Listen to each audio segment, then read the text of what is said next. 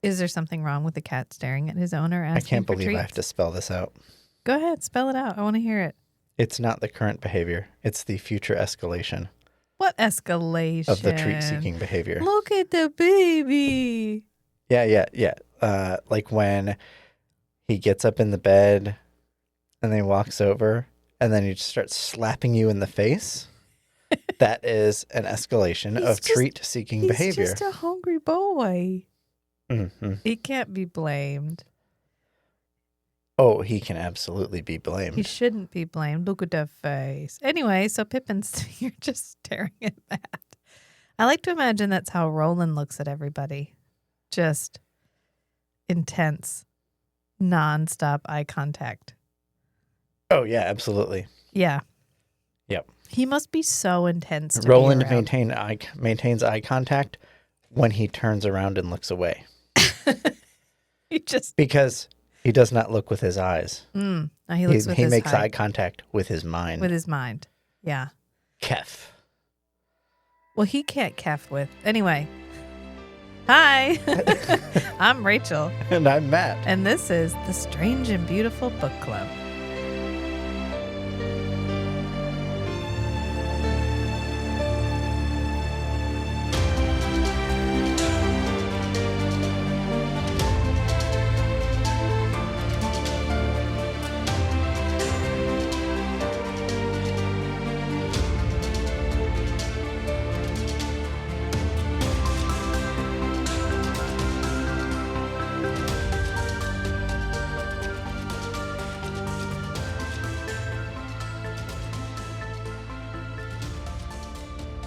Apparently it's been too long. It's supposed to be welcome to the Strange and Beautiful Book Club. Welcome. If you say so. Today we're talking about Wizard and Glass, the fourth book in the Dark Tower series, which was originally published in 1997. Is that when you tried to read it last? No, that would have been when I was working in the office in RTP. And I would take laps around the building because they had a route mapped out that if you did it 3 times, it was a mile. Oh, okay. And so I'd take laps. That sounds like a listening to an audiobook. Like rats in a maze. They're like, do you think if we put up arrows, they'll walk around the maze? Absolutely. Like, yeah. Oh, sometimes dog. they need a break. Uh-huh. They need a, what is it called? Enrichment? Habitat enrichment. Did it end at the snack break room? It could.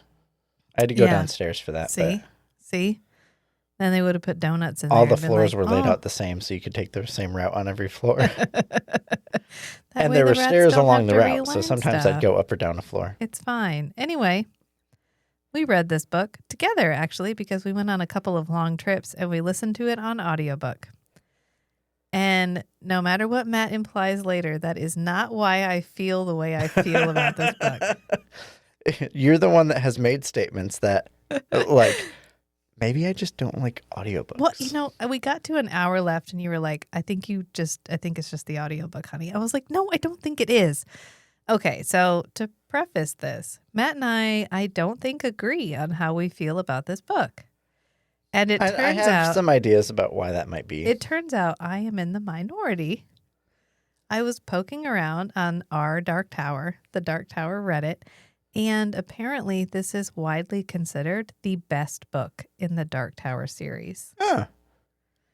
And there were quite a few statements to the effect of, this is Stephen King's best book ever.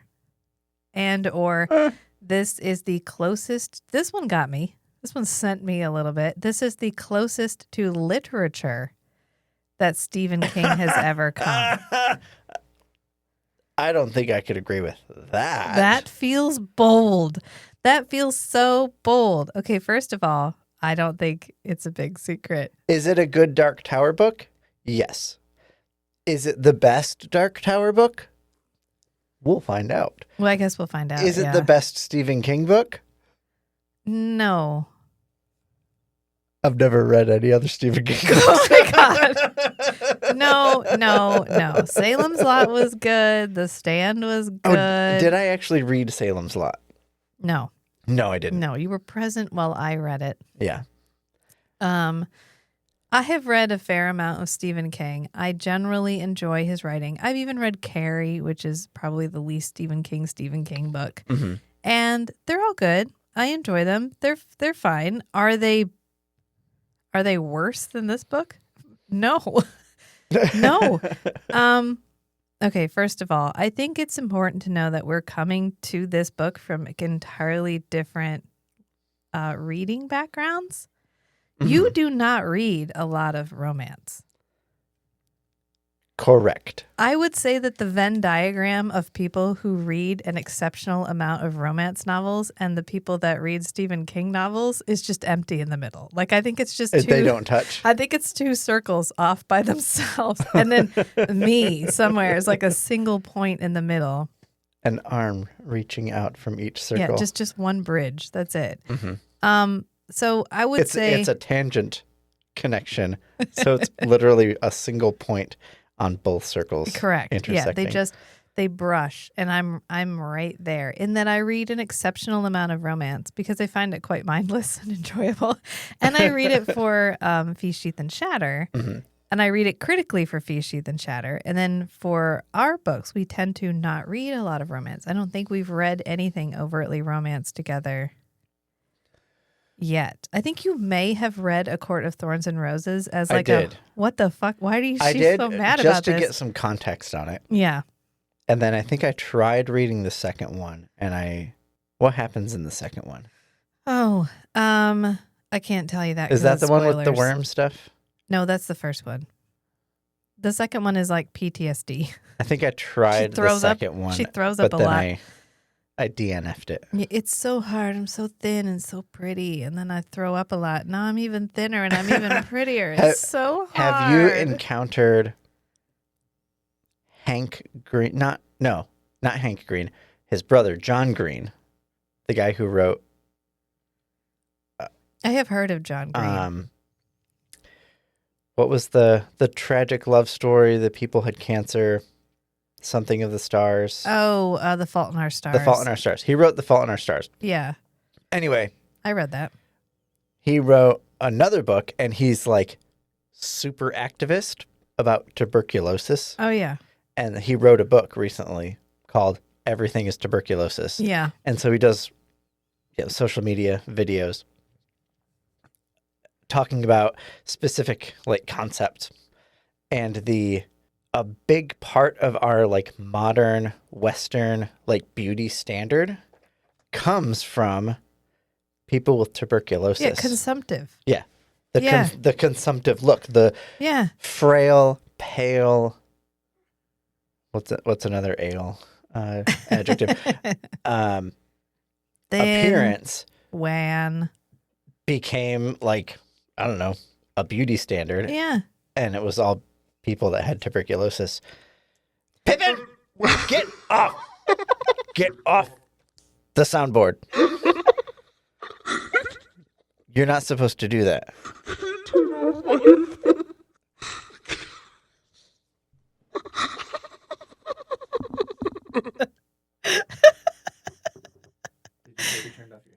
No, he just turned on the effects. Yeah. Thank you, Pippin. I really wanted to sound like it had reverb.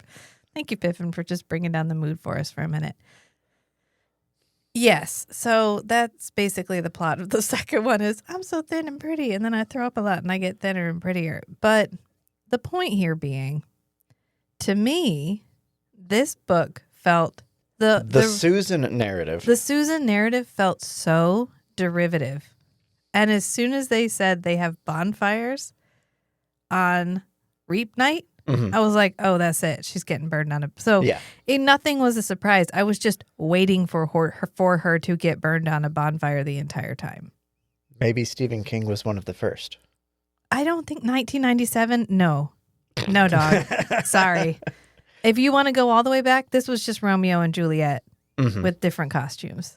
And Roland didn't die. Maybe. He died in spirit. He was slain in the spirit, but not in real life. His soul died that day. This was just Romeo. I mean, this was every Yeah, star-crossed. This was every tragic love tragic star-crossed lovers. So this particular like tropey narrative is much less common in the sci-fi. Yeah, Like you epic probably fantasy. didn't. This would feel novel if I had never read it before, but I've read 18 of these Right, books and I was not or more. bored with this narrative. Okay. I've read similar narratives for like the tragic lover's story, whatever, but I haven't read it like 50 times. Yeah.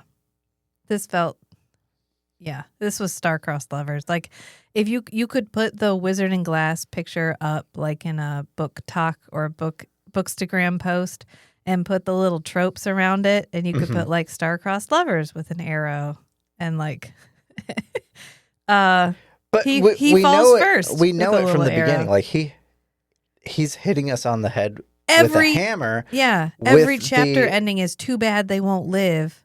But then again, who does?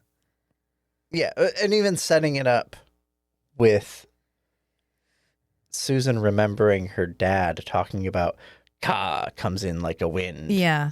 Whatever your plans are.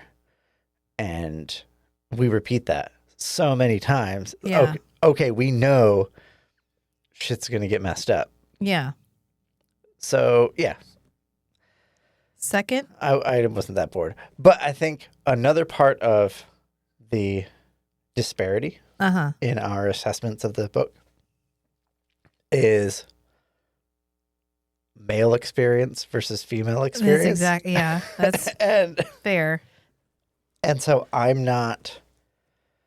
it's not as ingrained in me, like the day-to-day, like extra mental, emotional work that women have to do around toxic men. This was Pippin? God damn it.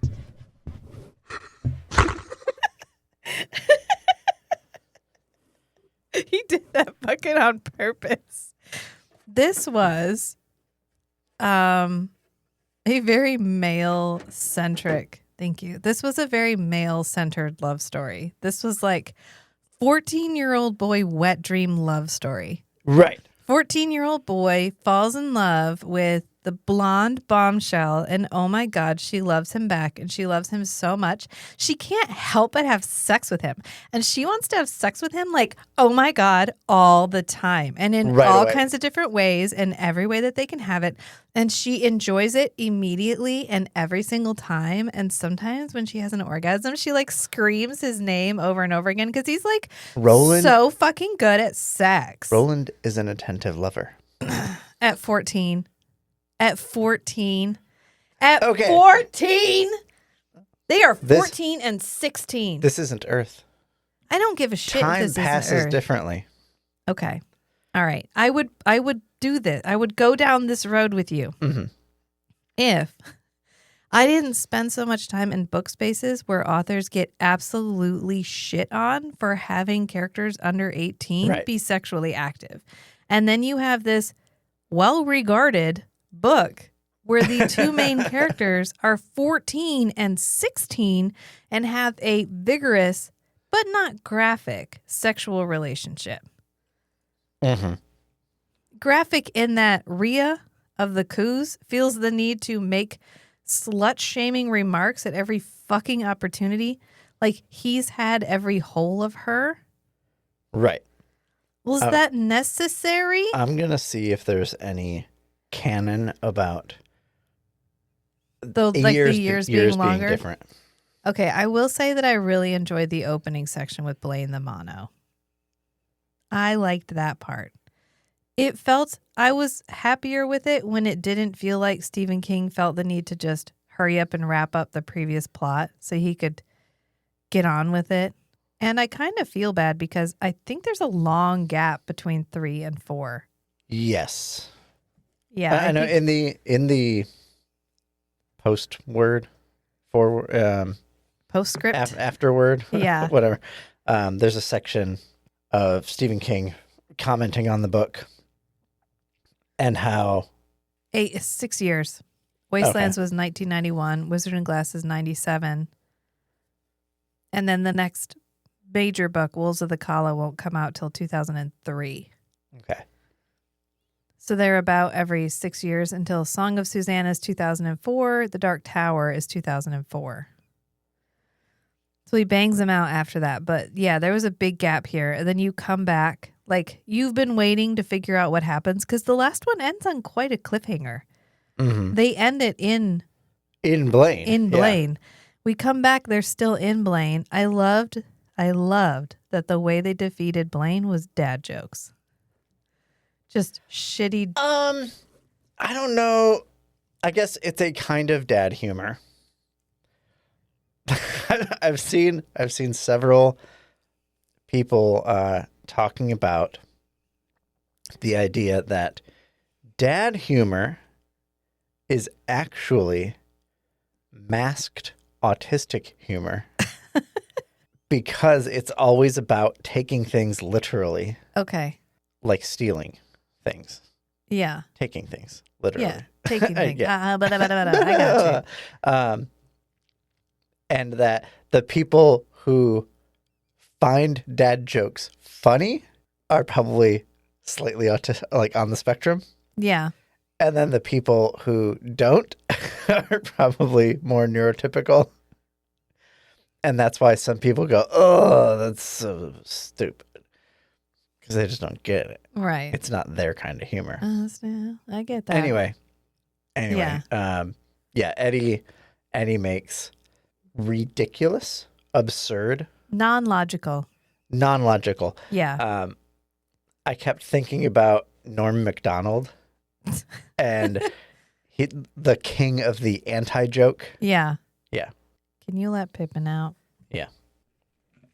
I just thought it was funny that they try to outsmart him. They try to outsmart Blaine the Mono, and what they end up having to do is get him to stoop to Eddie's level. Yes. Eddie's like, hang on, y'all. I got this. He's like, why'd the dead baby cross the road? I'm not answering that question. Oh, you're not answering that question? Oh, so okay. you forfeit the contest. So you forfeit the contest? This is ridiculous. It's not even a riddle. But you said you'd answer any questions. Because it was stapled to the back of the chicken. And I agree with Eddie's assessment, Eddie's position, that absurd jokes are ways of training your mind to think around corners. Yeah. And Roland admits that's not his strong suit, which we've covered before, and I love it. I love that about Roland's character. Like, he's always like, I'm not like a smart man, but I'm a determined man. Yeah, he can be clever in a resourcefulness way. Yeah, he just doesn't have any quit in him. Right. Yeah, and he does the thing where he stands up and he's like, I am Roland, son of Stephen, and I have walked this earth for untold days. In search of the tower, and you will not stand in my way. And Blaine's like, oh, okay, yeah, heard. No, I got you. I did like that little speech. That whole section was good. Yes. And then we get off, and we're in the stand. I remember the first time I tried reading this book, I had gone straight through books 1 to 3. And then I listened to this one, and I got to the end of the train ride. So I knew that Eddie was the one that came through at the end and defeated Blaine with silly jokes. And they got off the train. I was like, oh, I'm so tired of this. I need a break. And then you took a break. And then I took a break. Like a decade-long break. And then you came back. I forgot that you'd read the first part of this, but they come off directly into the stand, like the world of Kansas during the stand. Right. Or I mean, a year later after the events of Captain Trips. Which I thought was really, I didn't realize, like I knew this was his I think this is the first most series, overt. But yeah, this was the most like, oh, this is a crossover. Like this is... all of his stories exist in the Dark Tower. Mm-hmm. And it's because it's like the fabric at the center of everything is falling apart. So the blend of all the stories, reality and fiction, everything is blurring. Everything is collapsing into, it's context collapsing into itself. Because they get a piece of paper, they get a newspaper, and it's like Captain Trips. And I was like, oh my God, the stand? We're in the stand now? That's pretty cool. And we stay in that world for a while. They find a new They find a nice, like new modern at the time, wheelchair for Susan, which I thought was pretty cool. Yeah. Although they call them the crib spots. I will say that's an Eddie like 80s thing. I will say that Stephen King. Some of the terminology didn't age well. Yeah, there's some of that, but also just like God, the man loves a mystical handicapped person, like a mystical disabled person. Like he can't. He's just got. They're like, I can't. It's like the guy from The Stand, the Moon guy. Yeah. And then Shimi from this book, where he's like, you know who's going to save the day? The mystical, mentally disabled person, like the person with a neurological difference. That's the person who's going to save the day. And I'm not like, okay, I'm so glad for representation. I'm not so sure Shimi is it. Okay. I don't know. I'm not going to like harp on that, but it's definitely a thing in his writing that doesn't always age well because it's not the first guy that he's thrown in. And I'm pretty sure if I read some other books, it's not even the second guy. Like it's just it's fine. It's fine. It's fine. It's okay. We pick up with Roland. He ends up, they're near this thing called a thinny, which is just like a squealing gap between worlds. And in his flashback, the thinny is this malevolent thing that eats people and can like whisper in your mind and lure you in, like a portal between universes that kind of wants to kill you. The active overlap of worlds. But don't they walk into the thinny? I think they're walking around the thinny. But they're getting close to, because it's like they're really robbing close to things it. of color. It's like gray and blue. Maybe the thinny is different in Earth than it is in Midworld. I don't know, because they stop up their ears with bullets. But it has to be bullets from Midworld. Yeah, he's like, no, your bullets won't work. It has to be these specific bullets. And But Eddie's like, well, how do you know? If they He's went like, to I just Midworld, do. the bullets from Eddie's Earth would work. And I think that's what Roland says. He's like, it's about the fact that they're not from here. Yeah. And Eddie is like, well, why these bullets? What's special about these bullets? And he's like, oh, we're not going to use them for anything else. And he's like, oh, are these the wet bullets? And he's like, yeah. And he's like, what, you've carried them this entire time? And he's like, yeah. And Eddie goes, why? They're useless. And he's like, do you remember what I taught you about hunting? And he's like, use every part of the animal. And he's like, yeah, that. Just, I love Roland's just like, yes. He is enigmatic. Maybe that's why I'm mad. I wanted him to have, like, I'm glad I got backstory for him, but it was a basic bitch backstory, and I'm mad about it, okay? I'm mad about it.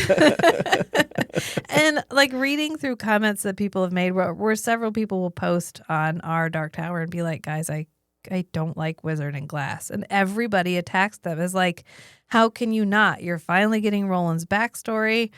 It's so tragic. The culmination of the events are some of the best writing he's ever done, and blah, blah, blah, blah, blah.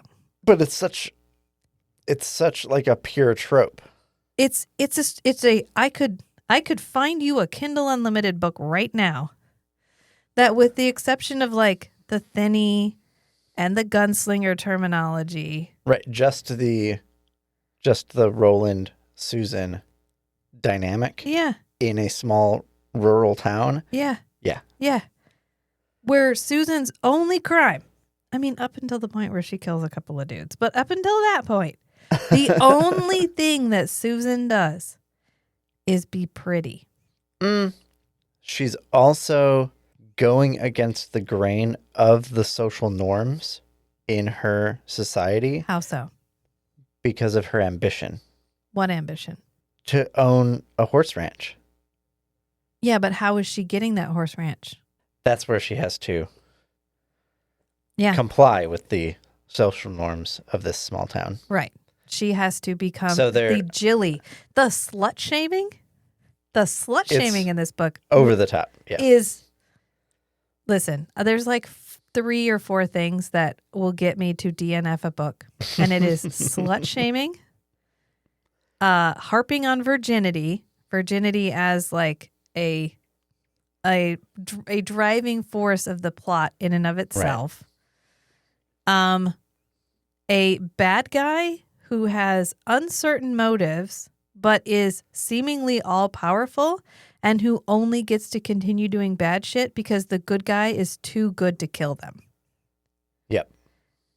Guess what we had all three of?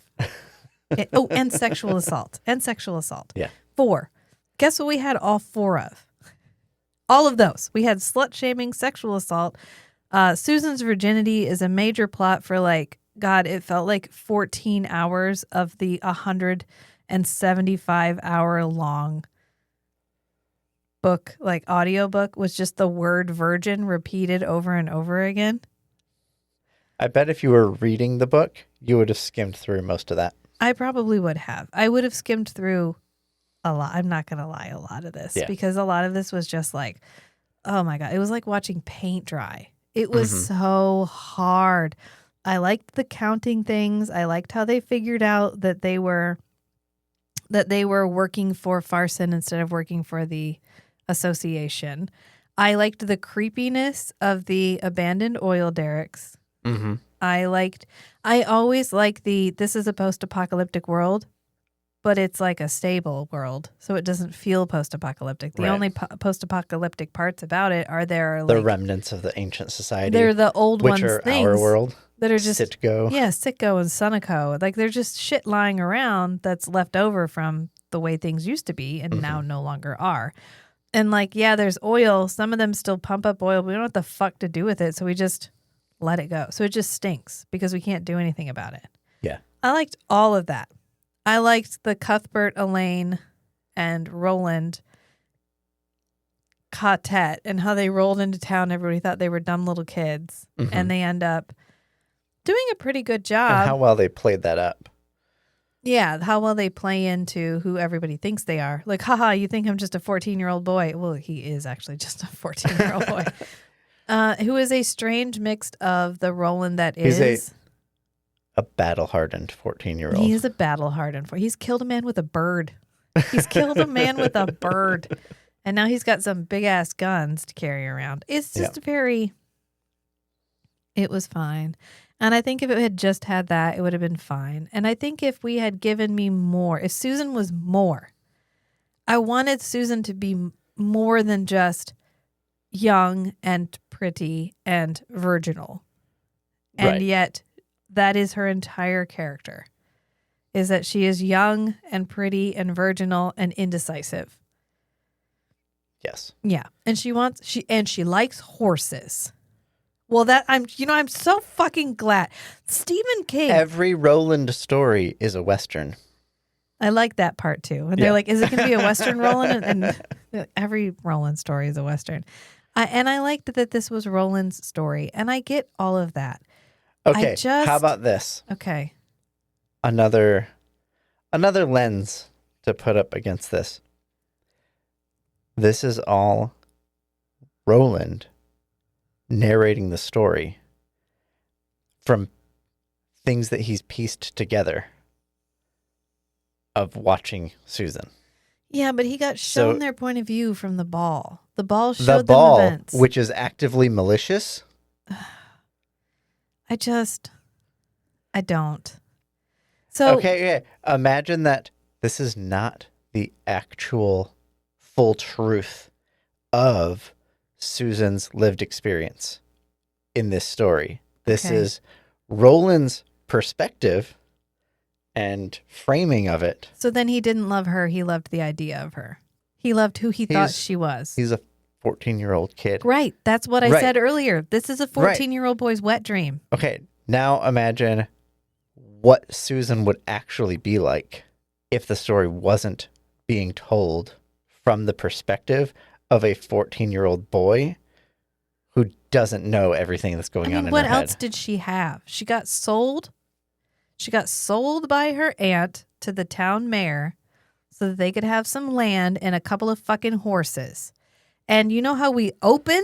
You know how we open the flashback? Susan going to see Rhea of the Coos, who's like a witch. She's a mystical old biddy who lives out on the plain or whatever. The archetypal crone. Who sexually assaults Susan. Hey, Yeah. let's just go ahead and start there. Forces her to undress and check her for honesty to make sure that she hasn't been, she says possessed, but also like With a man. to make sure she's a virgin, which is just, I can't even, like, I don't even want to fucking start because she sticks her finger in her ass, real helpful. And then she checks the, like, is she intact? Blah, blah, blah. And then fingers her. Yep. She's like, hey, did you know you can touch this like this? And then for the next hour, every time Susan is like talking to herself, she's like, I can still feel the fingers. I can still feel the witch's fingers. I was like, can we not? Can we not ever talk about the witch's fingers ever again? I would say this book is a huge escalation in the frequency of descriptions Of of balls. people's genitals. This was so much. I heard about so many people's balls and Usually half erect it's like penises. 1, 2, maybe 3 times in a No. book. But No, we this got a was lot of ball dozens. check-ins. Ball check-ins all day long, all over the place. It was so much. And she meets Will Dearborn, who's actually Roland, on her way back, and he lets her ride his horse. And this was really sweet. And I was like, okay, this is really sweet. This is fine. I like this. And then immediately they're like making out, and she's like, I can't do this. And he's like, whatever, baby. You want to go fuck in the willow trees? And she's like, I mean, okay, fine. It felt like I wanted more. I wanted more. I wanted to believe in their love story, and I didn't for a minute. I just thought he was a horny 14-year-old boy, and she was a hot chick who liked him. Mm-hmm. And I didn't want them to get together. He knew full well what he was there to do, what being with her would cost her, what it would cost her, Right. and he didn't give a shit. He had no horse in that race. Nothing was going to happen to him if he fucked that girl. Nothing. And he didn't give a shit that she was going to be ousted from her small community. When he found out what her situation was, what was his gut reaction? I will never be with you if you're with another man. Oh, no. He said if he had a gun with him at the dinner, he would have shot her in the head for what she did right. to Because Lady. she gave him blue balls. No, She led him on. No, because she was pretty. She should have known better than to be pretty. Because of the hurt expression on the mayor's wife's face. Oh, yeah, because he thought, it looked like my mommy. Because he's 14 and he still loves his Right. mom. Yeah. So I know when he says, when he did find out what her situation, her right. complicated and he tells situation her, was. like, he tells her he slut shames her. Yeah. Then he slut shames her. And then he's like, oh, shit, I shouldn't have done that. I am not getting in her pants if I do that. I just wanted to add some nuance to your statement that from the beginning, he knew full well what would happen to her. From the beginning of their sexual relationship, he does. Yes. Because by the time they head into the Willow Grove, he knows everything that is happening to her and all of the stakes. Rachel, like a wind. Okay, that feels like, at this point, sloppy writing. Yeah.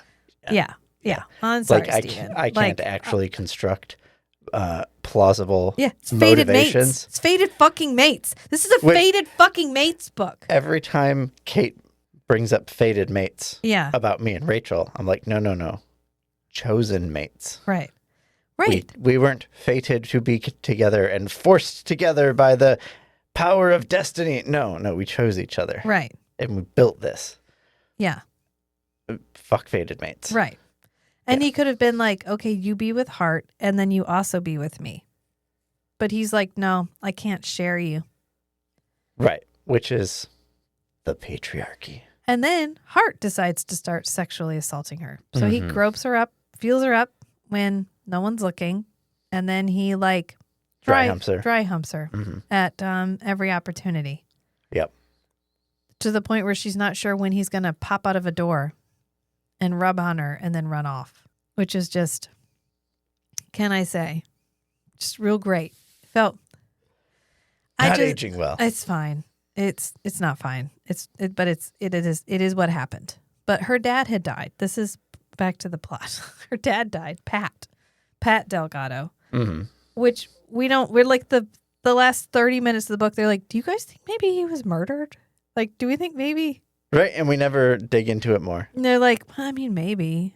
Like, what for, though? Probably. Like, I mean, yeah, but, like, we can't, like, do anything about it. So, like, Because he probably stood up against them when they started talking about I mean, maybe helping John Farson. maybe I should go fuck Susan about it. I don't know. Like, it just feels like the right thing to do. I did like when Cuthbert punched him in the face. Yeah. He's like, come on here. I want to show you something. What, look at that dirt right down there. And then punches him in the back of the head. Yeah. He's like, I knew I couldn't take you in a fair fight, so I had to sucker punch you. Yeah. But you need to wake the fuck up. Which is Yeah. fair. It's Yeah. fair. Yeah, because at first, only Susan is paying the price for their relationship, which he doesn't care. He's blithely happy because he's in love and he's 14. And who cares if she's going to be ostracized from her small community and has nowhere else to go? And that he lives a high risk, high mobility job where he's going to be moving around and assaulting and killing people. He doesn't yet. He is the role- already a gunslinger. Hold on. The role of a gunslinger Okay. in his town, especially like in Gilead, is like lots of the gunslingers have families. They have stable family lives. Mm-hmm. So for him, it's not like a risky devil may care profession that he's Yeah. going into. He's like the ultimate law enforcement, like with principles. Right. It's fine. I just.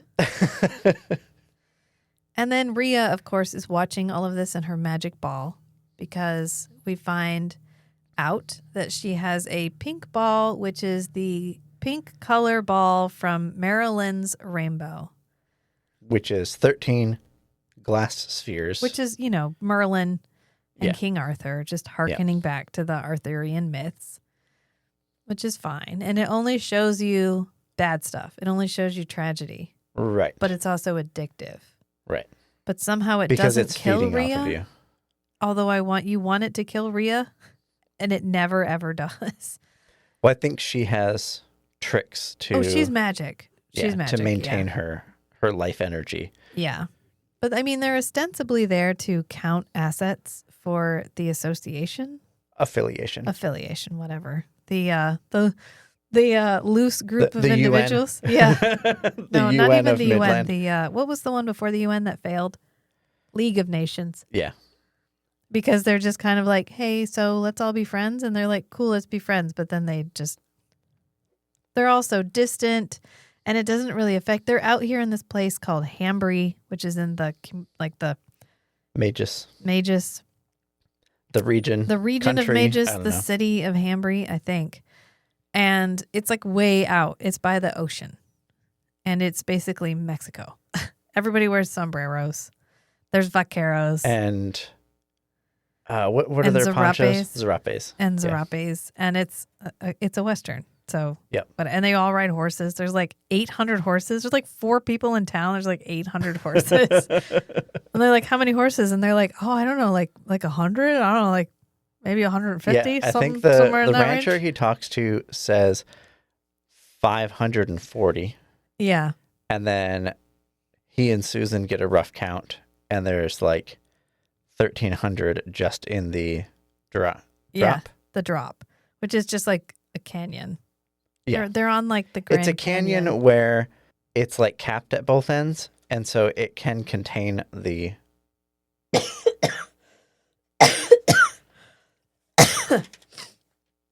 So the canyon is effectively a very large horse pen. Yeah, kind of like in in Legend of Zelda, in the Breath of the Wild, that where you find the giant horse at the very far end. Uh-huh. There's that long canyon Yeah. that all the horses live in. Kind of like that's what I pictured it as the whole time. I was like, oh, like in Legend of Zelda. Got it. We do briefly meet the man in black, or Martin, for like a hot minute. And I honestly wish I had never read, because when I read The Dark Tower, I read like a first edition paperback that I found at a thrift store. Yeah. So when he redid it, he changed Martin. Like when he rewrote it, he changed it. He made Martin and Walter 2 different people. Right. And so every time I hear Martin, I'm like, wait a minute, okay. Martin is not what is. I have to like think it through. I Yeah. can't like. And I think that's why Roland has a couple lines that he throws out. Like, even my past is changing. Yeah. Yeah. And we meet Sheb, which Sheb is in the Dark Tower. And The piano he's guy. the piano player when he's at that one little. Is it the same Sheb? It's the same Sheb. Ah. And in the redone Oh, version, okay. he recognizes Sheb and he's like, this is for Susan. And he kills Sheb. But in the version I read, that's not in there at all because Susan didn't exist yet. Although Right. he said in that thing, the postscript or whatever at the end of the book, which is that was really interesting, is he wrote the scene where Roland becomes a gunslinger and then goes off to lose his virginity at 14. Yeah. He's a gunslinger now. I'm a gunslinger now, Pop. So he heads off to go hire a lady. And he wrote that in like the 70s. And Yeah. then he didn't write the part where the dad comes and gets him the day after until 1997. So there were like 20 some years between the two. Yeah. And he said he had a really hard time writing this book because he knew it was going to be different from anything else that he'd ever read. He was like, I know how to do horror. I know how to do suspense, but I don't know how to do love. Right. And I appreciate him for trying this. Mhm. I really do. It's an effort. I like how he says a voice came to him out of Midworld and told him the story. And so he said, if anybody has any criticisms of Roland's backstory, to blame it on that voice, Yeah. not him. Yeah. I wanted to mention that to you. It wasn't Stephen King's fault. Okay. Whatever. Rhea was just like Jack Barlow from the Fourth Wing books. It's any like super bad guy who's bad for the sake of being bad, who's shitty just because they like being shitty. And no matter how fast you are running, they are always walking and keeping up with you. Right. They're always a step ahead of you. Their cruelty is already there by the time you get there. And nothing you can ever do can stop them because if you kill them, you're just as bad as they are. Right. That's the character she was. And those always make me want to stab myself in the eye. I can't fucking stand those characters because they have the opportunity to kill her. They go to her house. She's half dead already because the ball has been feeding on her. And Roland gives her a strongly worded letter. He's like, Right. so don't do that again or I'm going to have to come over here and count to 10. And she's like, ooh, okay. Yeah, no problem. Not going to do it again, I guess. He. I think I'm going to go kill your girlfriend now. Like it's so, it's fine. It's fine. It's fine. I did like the donkey. Cappy. Yes. Yeah. I liked Cappy. It sounded like he was named, what was his name? Like his full name? It sounded like the meat, like there's prosciutto and then Capicola. capicola or whatever. Yeah. Yeah, I think that's what it was. And then we have the big coffin hunters who I thought were going to be more annoying than they actually were. That was Eldred Jonas, Roy DePape, and Clay Reynolds.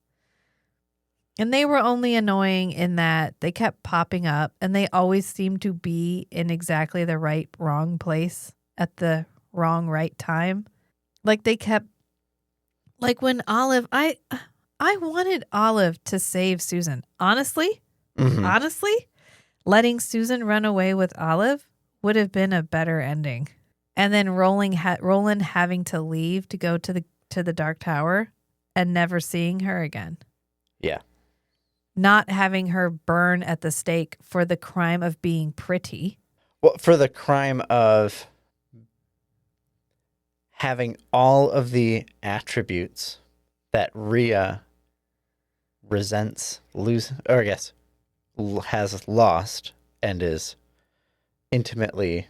She's just jelly. She's jelly because Susan was rude to her. She's envious. Okay, so it's a bunch of jealous bitches. She's afraid that she wants what Susan has, not that she's not afraid that Susan's going to take things away from her. She doesn't want what Susan has. She just doesn't want Susan to have what Right. Susan has. She resents that Susan has it. Yeah. And so does Cordelia. So Cordelia and Rhea team up to kill Susan because they're a bunch of catty bitches. Yes. Yeah. Absolutely. That's their entire motivation. Right. Yeah.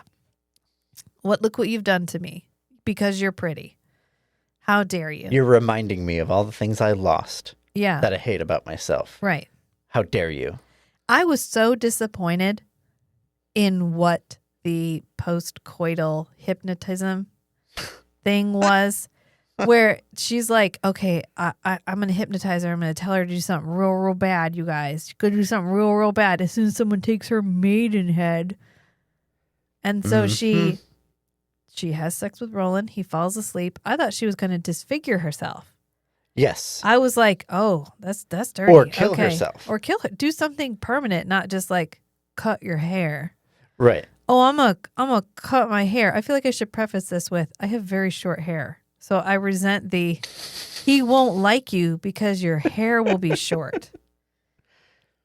Oh no, what if she doesn't have perfect tits and a high tight little ass and a flat stomach and long blonde hair and bright blue fucking eye?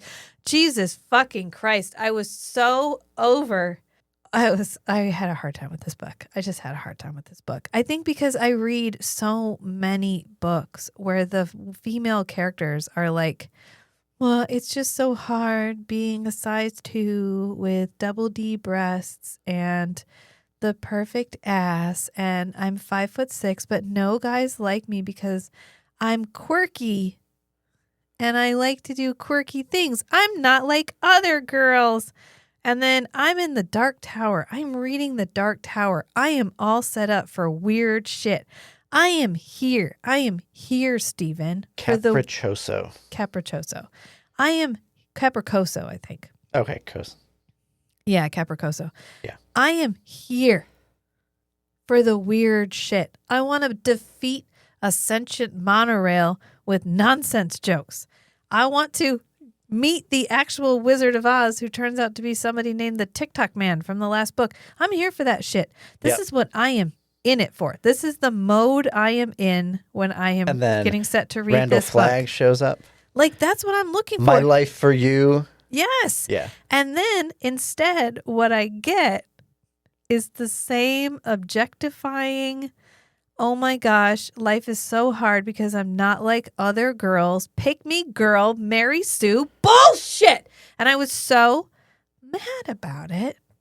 And I get it. If I was a man, maybe, and I identified strongly with Roland, the rugged, masculine, decisive. I stomp around in actual cowboy boots and jeans in a world that by no rights should have cowboy boots and jeans. Right. And I wear a shirt of no color, and I have a hat, and I carry guns, and I'm just really badass, and I'm good at everything that I do, and I'm enigmatic, and I just have all kinds of innate knowledge about the world around me, and I'm so competent, and I'm taking care of everybody, and then then you get the backstory, and it's like, oh, he was a young stud who this woman fell for, and she couldn't help herself. She had to be with him, even though letting him take her risked her life and ruined her for every other man. And I can see that being like oh yeah, okay, that's so manly, that's so hot. But from the female perspective, for myself personally, this felt like some bullshit. Luckily, it ends. And I gotta tell you, I did not care that Susan died. Not even a tiny little bit. I'd be interested. I think you'd be interested if there was kind of a rewrite of this story from Susan's perspective. Yeah. And have like large parts of the story be completely different. Just because I wonder if there's a fan fiction out there. I bet there is. It's like that Netflix show I was telling you about, I forget exactly what it's called. Maybe I'll stick it in the show notes. But when the guy is on camera, it looks like a sitcom. But when he leaves, oh yeah, it's a drama because he's actually a terrible person, and everybody has a hard time being around him, but he doesn't realize it. That's what this needs. The Susan being like, okay, maybe this guy is my ticket out of here. Mm-hmm. because that's what it kind of feels like. Right. Like, I'm going to get pregnant with his child, and then he's going to take me to Gilead, and I'm not going to have to be with Hart Thorin. Right. And I can take my horses, and I can have my things, and I don't have to.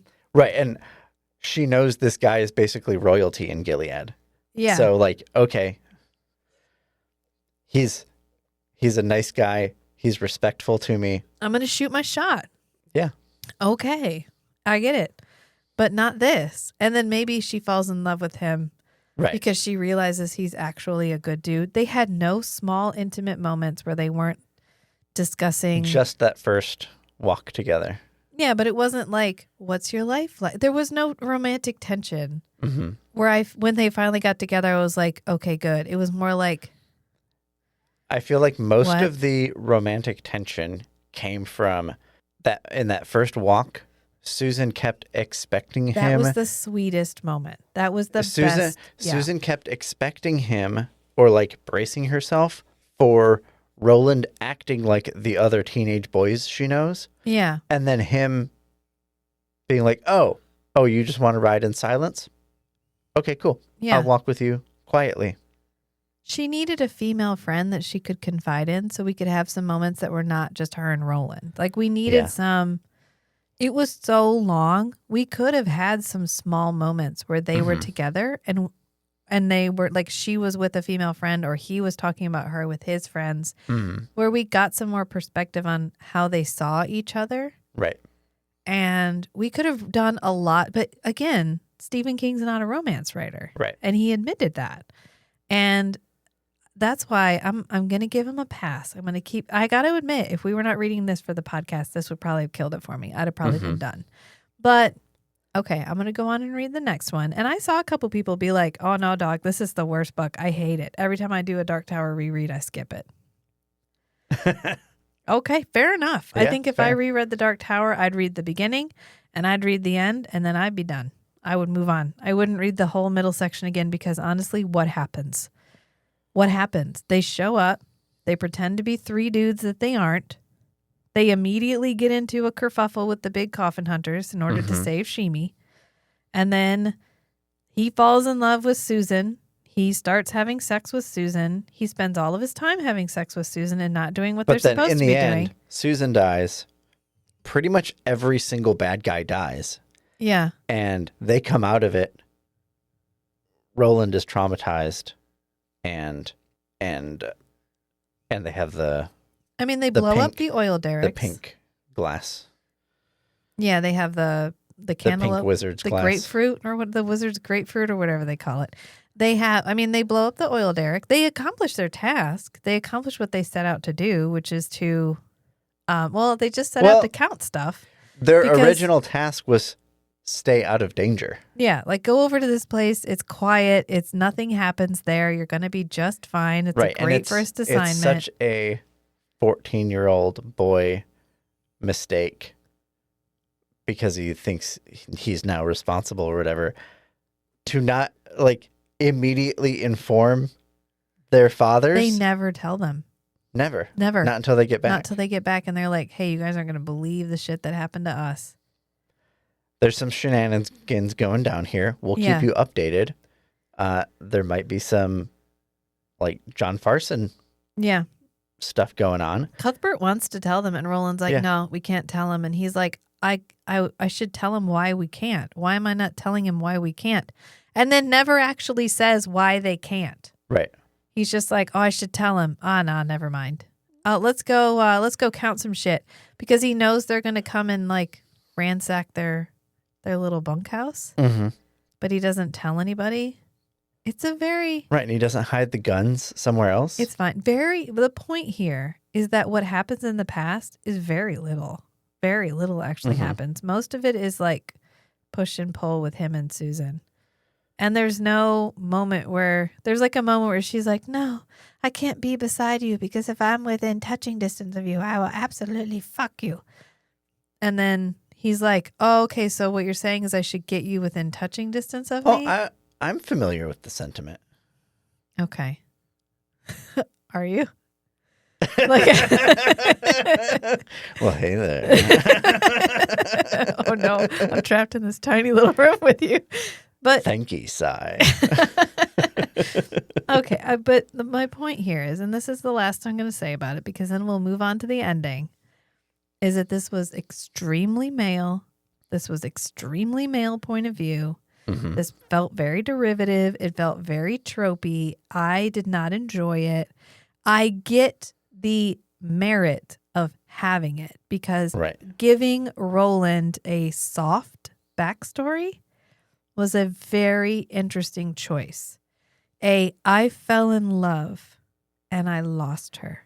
I think what this story needs is for Susan to have somehow survived and have her pop up and retell the story written by a female romance author.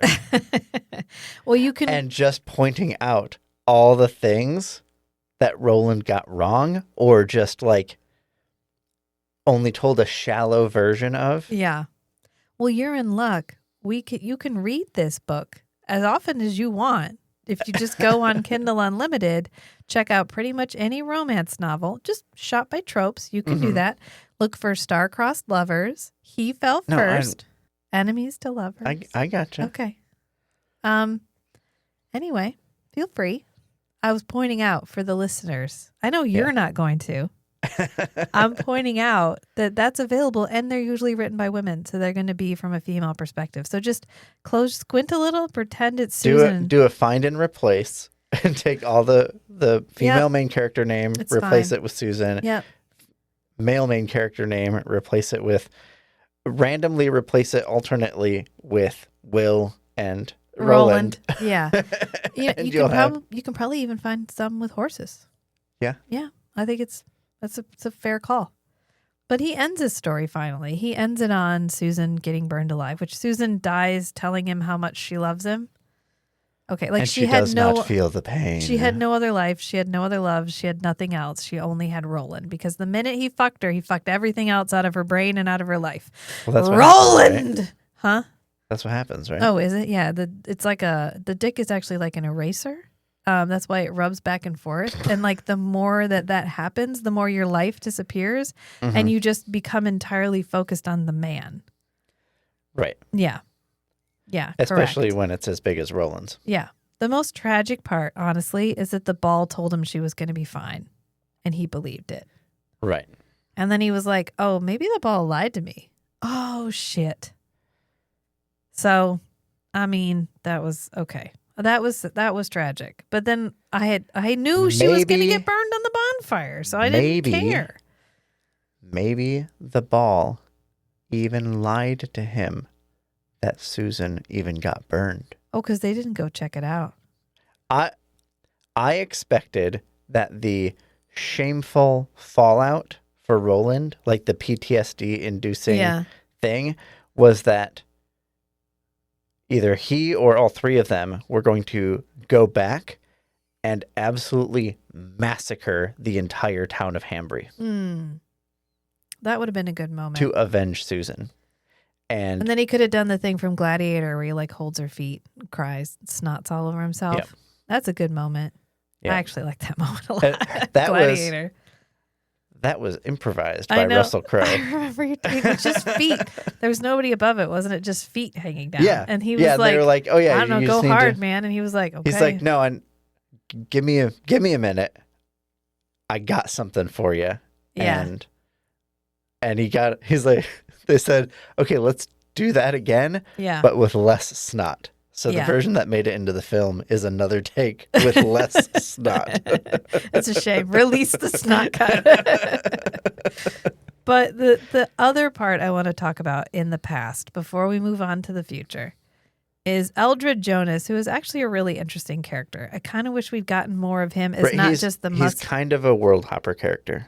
I didn't want... Is he? He makes references to somebody, one of his guys... mentions that he's been to other worlds. And I think he may make a passing comment about either having visited or knowing about other worlds. Well, I liked him. I wanted him to be more than a mustache twirling villain. Yeah. Because he's a failed gunslinger. Right. And he's been out in the West for a really long time. And I feel like he could have been really interesting, but instead he's just like, I'm the bad guy. Okay, I don't fucking care. And then he ends up having a relation with the mayor's sister who runs the like Traveler's Rest, which there's the deer head that hangs over the thing. And they mention that every single time. The romp was watching everybody drink. The romp was whatever. But okay, all of this to get to the scene that I thought kind of typifies what I believe Stephen King thinks romance is, which is when Eldred Jonas was having sex with Coral Thorin, and it was so good, he thought the oil derricks exploding were his orgasm. You didn't think that was romantic? And that's love. That's love. Stephen was like, nailed it. Fuck yeah. That when she was screaming Roland's name over and over again, and then the implication that she let him do it up the back. He's had every door of her, or every hole of her. That's it. Steven's like, I am so good at this. I am so good at romance. Anyway, we come back and they're like, wow, I feel fine. Like I don't feel like a lot of time has passed. Has a lot of time passed? And Roland's like, I don't know. Does it feel like time's passed? And he's like, kind of when you're telling stories, sometimes time changes in my world. And Susan's like, Susanna is like, yeah, I mean, I feel like that's everywhere though. All worlds. I thought that was a cool idea that storytelling changes. Actually takes you to a different place. And a different time. Yeah. Time flows differently when you're telling a good story. It alters reality. Because, sometimes you're reading a book for a long time and it feels like no time has passed or a lot of time has passed or whatever. But they finally continue down the road. Like this book, you listen to like 300 hours of the audiobook and only 2 hours My has passed. entire life, I was born listening to this book. I will die listening to this book. We had to keep taking breaks. We were on like a 14-hour car ride. This thing is, it should have been easy to listen to the whole thing. And I had to be like, I got a minute. I got to take a minute. I can't. But they finally come out of the story and they start down the road and they find the shoes.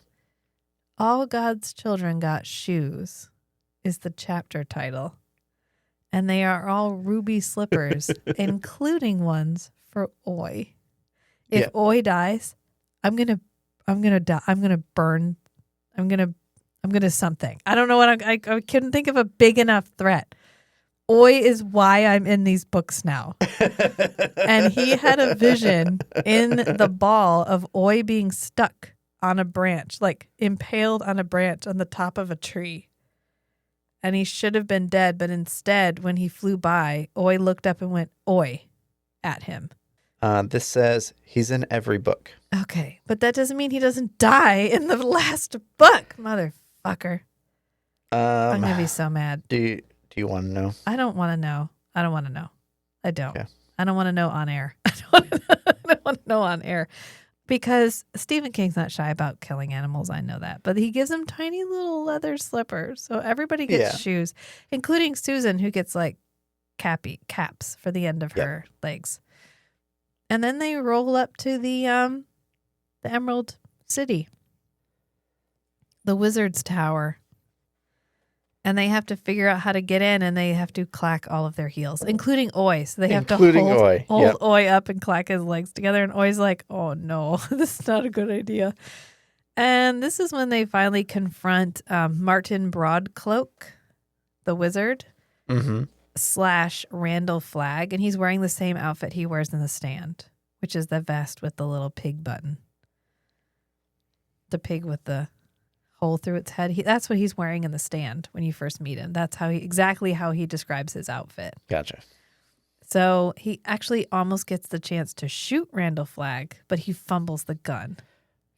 Because he's missing some fingers. Because he's missing some fingers and he hasn't had a chance to like adapt to his diminished right hand. Yep. Honestly, by Stephen King rules, that should have given him psychic powers.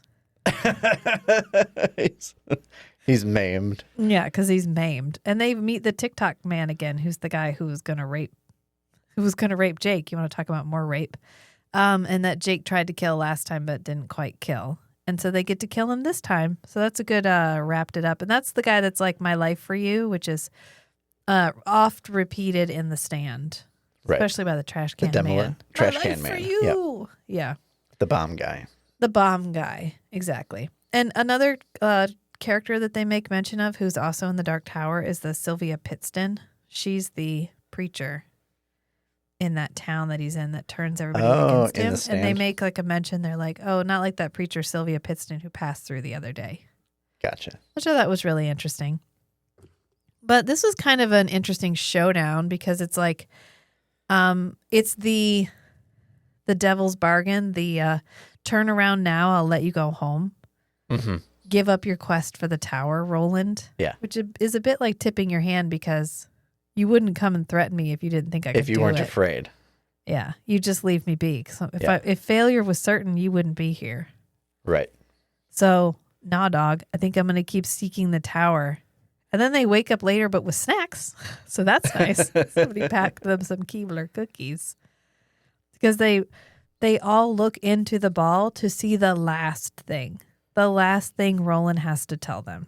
Because Roland goes on this journey in the ball where he actually saw a lot of what will happen to him. Mm-hmm. He sees the roses in front of the tower. He sees the wheelchair. He sees Thunderclap, which is like the town outside the tower. Yep. He sees a lot of interesting stuff. And then he talks to something. Yeah. And which subsequently tries to kill him in the ball. And his friends punch him in the face again, which they probably were waiting to do anyway. Yeah. That's why Elaine got a turn. I know. Cuthbert's like, well, I mean, I've already done this, so I think you're up, brah. Your turn.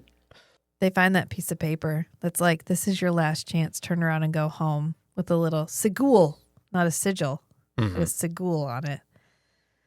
And they're like, okay, well, yeah, actually, I think we're just going to keep going along the beam because we're finally back at the beam. The entire book was about getting back on the beam because when Blaine took them to Topeka, he didn't take them to the beam. So they lost it.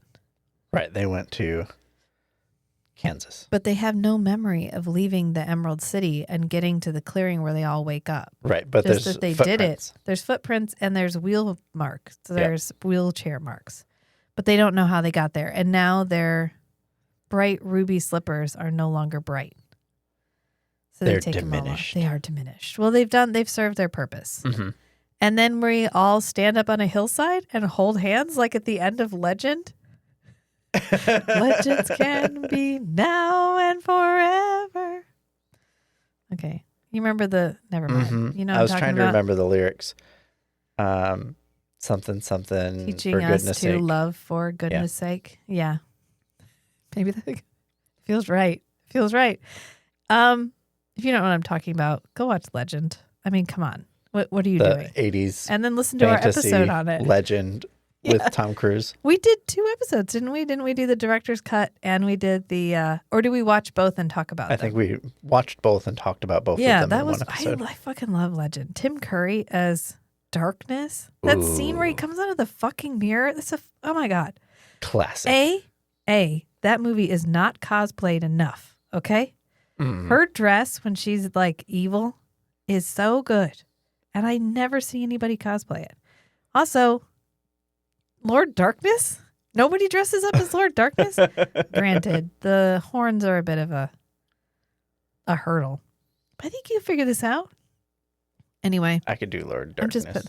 I would wear that dress if you would be my Lord Darkness. I'll be your Lord Darkness. Anyway. I don't even know how we got here from there.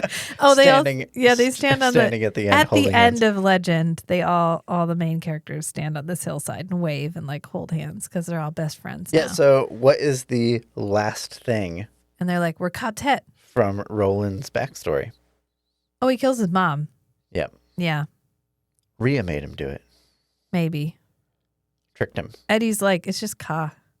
And Roland's like, I mean, but you can't just. That's lazy writing, Eddie. Something's got to be my fault. Because he thinks he sees Rhea. He turns and shoots, but it's just his mom. And he thinks his mom was there to say she was sorry because his mom was going to kill his dad with a poisoned knife. But he intervened. He intervened. And then his mom shows up with a monogrammed belt. Like, so sorry, I was going to kill your dad. Which doesn't mean she wasn't also going to kill him. Right. There's nothing that says that in his mind it was a reconciliation. And then Eddie was like, Do you think your dad knew and just let you kill your mom for him?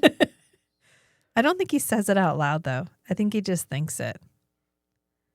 Well, Roland responds. Oh, Roland must be like, nah, dog, because Eddie's like... No, he says, yeah, my dad would have done that.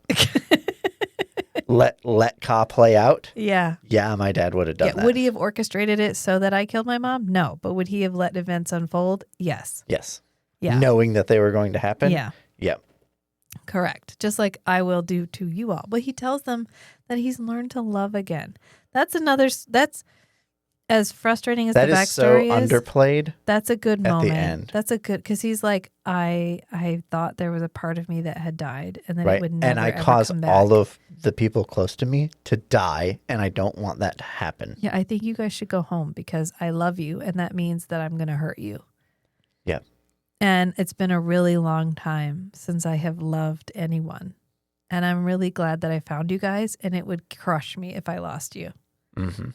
And that's a good, that was almost worth it. Almost worth it. Mostly, maybe, kind of, a little bit. It was fine. It was a good moment. It was a good moment. And to go through that backstory to get it, I get it. And I think if we hadn't taken a break, maybe, I don't know. I think if we hadn't taken a break, it would have been even harder because the tone shift is unreal. Yeah. But I think going forward, I'll be glad to know Roland's backstory. Mm-hmm. Because this is not the first time he's mentioned his friends and Susan. Even if it is a basic bitch backstory. Yeah, it's a basic bitch backstory. It's fine. But we can't all have fun, original, new, believable It's like romance stories. It's like when a Oh no, this is gonna be good. We're gonna lose followers. She said this was a basic bitch backstory. Are we worried about losing followers? We might lose all 150, whatever we have them. It's like when Trump said during his first presidency, we can't have more qualified people on this, when he was talking about Ivanka going out and meeting with some people, and people were like, please, why not? It's fine. I get it. I get why. I can see how this book would feel novel and attractive to a male audience. Especially if they read it as teenagers. Especially if you read it as a teenager. I can see you having a soft spot for this because my favorite episode in any television show is always the flashback, the origin story, the how did we get here, the how did we become friends, the where did we start as opposed to where are we now. I always love that. Mm-hmm. And I think I need to sit with why I didn't care to know Roland's backstory all in one big dump like this. I kind of feel like if we had cut in and out. Yeah, of them traveling down I-70. Yeah. And telling this story over multiple nights. Like him saying something like, it will take me 7 nights to tell you my story. Yeah. And then every night he tells a piece of it. That would have been cool. I would have really liked that. I think it's the dump. I think it's the like, remember I told you I think this book is a flashback and you were like, no, I don't think so because they start out on Blade and the Mono. And it turns out, yeah, this entire book is a flashback. Right. And you could have even done it over 3 nights and you get the nice 3-act structure. Yeah. We could have had like the beginning when they're falling in love and then end with like their first kiss and then come back to like we had progressed to like meeting to make out. Banging every day. And now we were close to banging every day. And then But in then the second act. The conces start quenching. Yeah. In the second act, they become sexually active. Mm-hmm. And then the third act is the fall. Yeah. It would have been, that's the finding out. that's perfect. That would have worked so what the buildup would have been great. You would have Mhm. you would have interspersed with the story that I was actually interested in, Yeah. Eddie and the rest.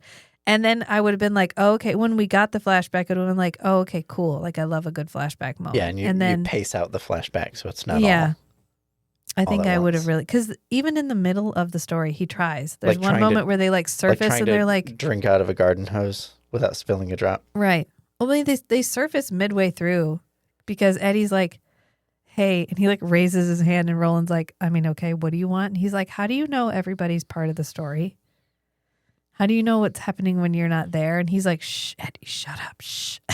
And Susanna's like, let him tell the fucking story, Eddie. And Jake's like, yeah, fucking story. Because Boy I looked goes, at my "Ori." balls, Eddie. Don't you listen to your balls? I talk about my balls all the time. Yeah, you got that one big pink ball, and sometimes you just stare at it, and it tells you things, right? Yeah, like that. Everybody has a wizard's glass. In their mind. I like that too. Yeah, that was there a were good one. moments. Yeah. There were moments. This book wasn't like, I don't know that I'd ever sit down and read this book again voluntarily. You know what? I'll take that back. I might read a paper copy of this book next time around to see if it was the I don't think I did like I don't think I didn't like the audiobook reader overall, but some of the choices that he made, like Susan sounded like a moron. Oh, hello, Roland. I'm so happy that you're here today. You're my favorite person in the whole world. I love Roland. Like that was his It is voice good for to see thee today. I, Roland, it was, and then Rhea was like, gross. Hello,